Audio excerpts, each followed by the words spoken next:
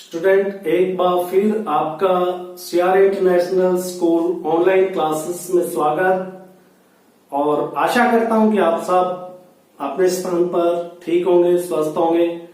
आज बेटा मेरे साथ में आप मिलकर करने वाले हैं social science class 8 chapter 5 geography industries के बारे में। मैं आपको थोड़ा सा रिकलेक्ट करा देता हूं बेटा। इससे पहले जो हमने बात की थी, हम क्लासिफिकेशन की बात कर रहे थे कि इंडस्ट्रीज को किस किस आधार पे क्लासिफाई किया जा सकता है। तो हमने बात की थी रॉ मटेरियल के ऊपर, ठीक है ना। वो पिछले वाले टॉपिक की मैं बात कर रहा हूँ। रॉ मटेरियल के आधार पर, फिर उसके बाद में साइज के आधार पर, और फिर ऑनरशिप के आधार पर। किसके? रॉ मटेरियल के बेसिस के ऊपर इंडस्ट्री का क्लासिफिकेशन किया जा सकता है, साइज के आधार पर एंड देन ओनरशिप के आधार पर। तो रॉ मटेरियल के आधार पर हमने पढ़ा था कि इंडस्ट्रीज को एग्रो बेस्ड इंडस्ट्रीज के अंदर, मरीन बेस्ड इंडस्ट्रीज, और फिर उसके बाद में मिनरल बेस्ड इंडस्ट्रीज, और लास्ट में हमने फॉरेस्ट बेस्ड इंडस्ट्रीज के बारे में बात किया था, ठीक है ना। वो रॉ मटेरियल के आधार पे हुआ था।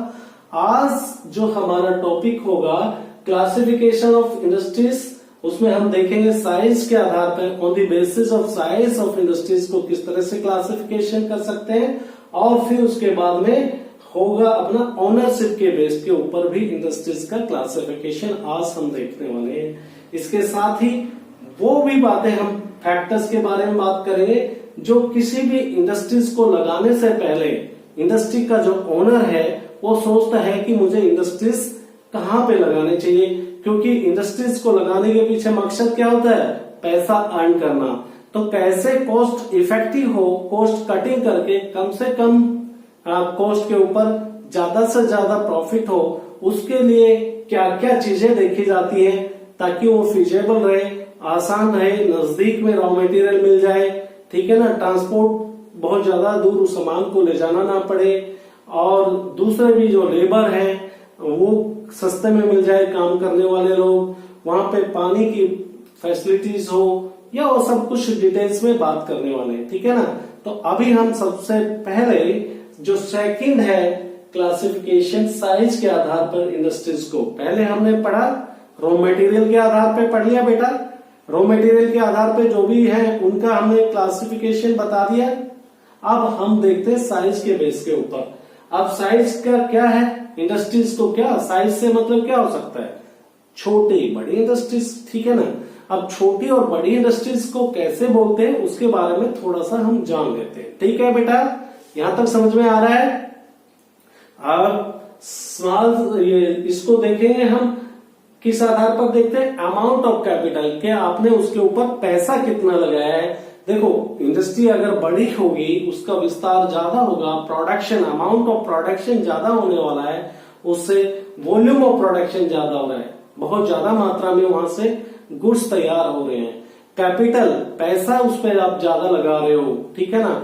एम्प्लॉयड आपके पास में ज्यादा है, तो लार्ज स्केल इंडस्ट्रीज, उसमें मशीनरी का ज्यादा है, लेटेस्ट टेक्नोलॉजी है, मॉडर्न मशीन है, तो लार्ज स्केल। अगर आप घर में कर रहे हो, कोई कॉटेज है, छोटे मोटे उद्योग धंधे, तो स्मॉल स्केल इंडस्ट्रीज, बहुत बड़ी बात नहीं है। तो स्मॉल स्केल इंडस्ट्रीज में किस तरह की इंडस्ट्रीज?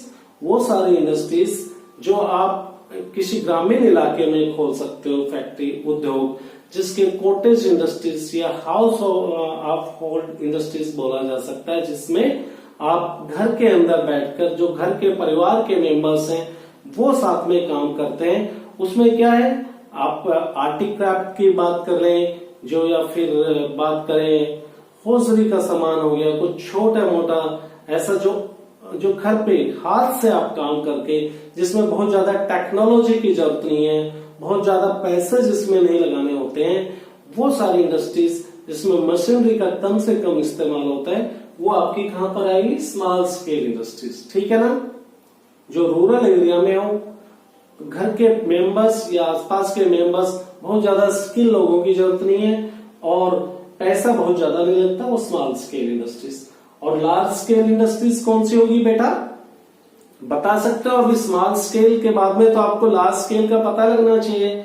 जब हम स्मॉल स्केल इंडस्ट्रीज के बारे में बात कर चुके हैं और मैंने कुछ आइडिया भी आपको दे दिया है लार्ज स्केल इंडस्ट्रीज। तो वो सारी इंडस्ट्रीज जहां पे प्रोडक्शन, वॉल्यूम ऑफ प्रोडक्शन अधिक मात्रा में उत्पादन होता है, राइट, कैपिटल इन्वेस्टमेंट ज्यादा होता है, बहुत पैसे जिस पे ज्यादा लगते हैं, वहां पे एम्प्लॉयड है, जो इंजीनियर्स हैं, स्किल्ड एम्प्लॉयड हैं, उनके पास में नॉलेज है, एजुकेटेड है, और साथ के साथ में टेक्नोलॉजी, लेटेस्ट मशीनरी, बड़ी बड़ी मशीनें जहां पे लगती है, वो सारी की सारी क्या हुई, लार्ज स्केल इंडस्ट्रीज। करेक्ट, ये सब समझ में आ गया।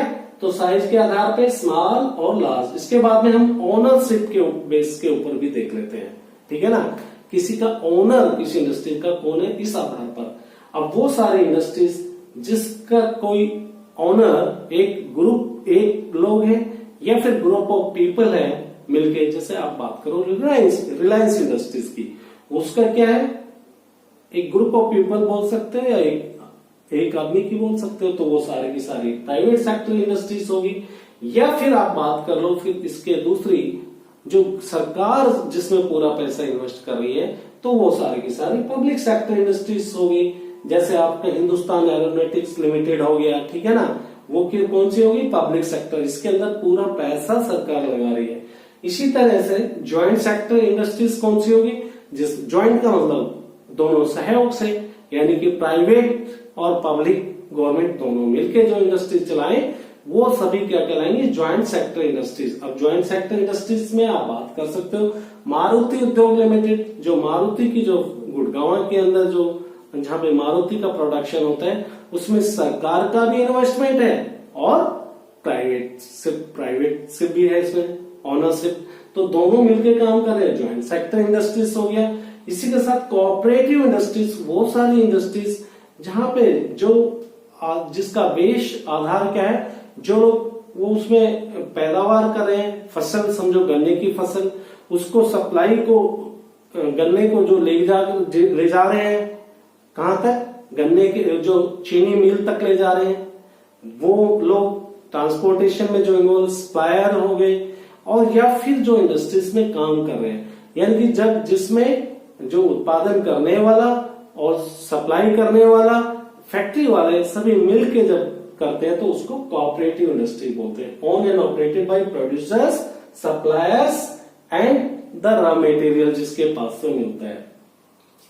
ये सब मैं आशा करता हूं कि आप सबको बिल्कुल क्लियर हो गया ओनरशिप के आधार पर, ठीक है ना, कि प्राइवेट क्या है, पब्लिक क्या है, ज्वाइंट सेक्टर क्या है और कोऑपरेटिव सेक्टर कौन सा है। क्लियर, इस बारे में कोई डाउट नहीं। आगे चले, अब हम बात कर लेते हैं factors affecting the location of industries, कि जब भी कोई एक इंडस्ट्री लगाते हैं, देखो बहुत ज्यादा पैसा इन्वेस्ट करना होता है, ठीक है ना, मैं बात कर रहा हूं लार्ज स्केल इंडस्ट्रीज की, अगर देखा जाए उसके पॉइंट ऑफ व्यू से, तो फिर पैसे लगा रहे हैं तो ऐसी जगह पे लगा दिया, हो सकता है जहां पर जाके जो इंडस्ट्री का ओनर है उसको लॉस ही हो जाए, तो कोई दिमाग वाली बात नहीं हुई। तो उसके लिए देखना होता है कि हमें लगाने से पहले सोचना होता है भाई लैंड उसका वहां पर जो सस्ते में मिल जाए, जमीन खरीदनी होगी आपको, ठीक है ना, लैंड की जो एक्वायरमेंट है, सबसे पहली रिक्वायरमेंट यही हुई। उसके बाद में जो आपको इंडस्ट्रीज के अंदर में जो रॉ मटेरियल चाहिए वो आपको नजदीक में आसपास से मिल जाए, फिर लेबर कॉस्ट इफेक्टिव हो, जो रोजगार करने वाले जो उसमें काम करेंगे वो कम पैसे पे वहां पे काम करने के लिए एग्री हो जाए, ऐसे क्षेत्र में लगाएंगे।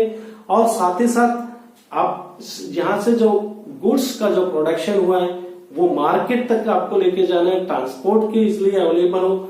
सरकार जो बिजली का है, क्योंकि कोई भी इंडस्ट्रीज बगैर पावर के नहीं चलती है, तो सब्सिडाइज है, इसमें बिजली के ऊपर कुछ कम पैसे में बिजली का सप्लाई करता रहे। या फिर अगर दूसरी बात करो आप, मार्केट वगैरह नजदीक में हो, ठीक है ना, तो ये सारी चीजें देखी जाती जब इंडस्ट्रीज, अगर इनमें से मोस्ट ऑफ दी रिक्वायरमेंट पूरी होती है तो इंडस्ट्रीज का वो लोकेशन सुटेबल हो जाता है, वहां पे इंडस्ट्रीज लगा ली जाती है, ठीक है ना। Raw material, labour, capital, power, land के रिक्वायरमेंट और साथ ही मार्केट, तो ये सारे फैक्टर्स हैं। जब भी कभी आप इंडस्ट्रीज लगाने के बारे में प्लान करें तो जरूर हमसे सलाह ले लेना, समझ गए ना।